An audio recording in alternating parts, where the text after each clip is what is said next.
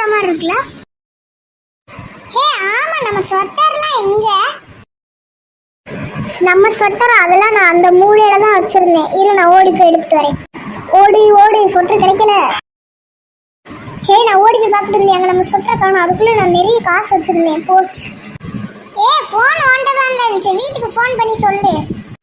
அதுவும் கரெக்டு தான். நம்ம வீட்டுக்கு மெசேஜ் பண்ணி விட்டேன், அவங்க பார்த்துப்பாங்க. அந்த காசுல தான்ப்பா நம்ம ஊருக்கு போனோம். ஆனால் இப்போ எப்படிப்பா அதில் போக? 5000 வச்சிருந்தேன்ற.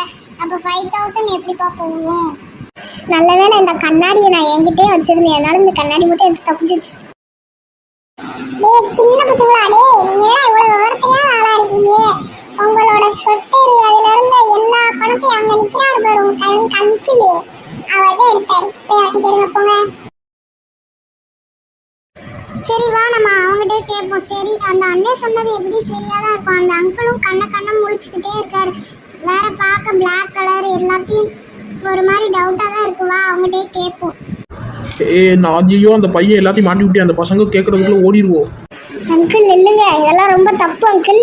உங்களை நான் குத்தியே பறக்க விட்டுருவேன். சின்ன பையன் நான், இருந்தாலும் உங்களை நான் பார்க்க மாட்டேன். எங்கள் சொட்டெல்லாம் திருடி இருக்கீங்க, ஏன் இப்படி திருட்டு பயலாக இருக்கீங்க? என்னடா தம்பி, பெரிய பையன் பார்க்காம நீ இப்படி அடிச்சிட்டியடா. போடா டே. சீ, உங்களுக்கு சின்ன பிள்ளைங்கிட்ட திருட வெக்கமா இல்லை? எங்கள் பணத்தை போய் நீங்கள் எப்படி எடுக்கலாம்? நீங்கள் சரியான ஆளாக இருக்கீங்க. இருங்க, நான் உங்களுக்கு போலீஸ்க்கு ஃபோன் பண்ணுறேன். அப்படி கேளுங்கடா பசங்களா, இவங்க இருக்க இந்த ஏரியால இருக்க எல்லாரையும் போட்டு டார்ச்சர் பண்ணிட்டா. நீ நல்லா குத்து கிடத்த, நீ நல்லா கேட்ட பாப்பா, சூப்பர் ராடி. ஹே, இந்த இடம் ரொம்ப குளிர்ற மாதிரி இருக்குல்ல?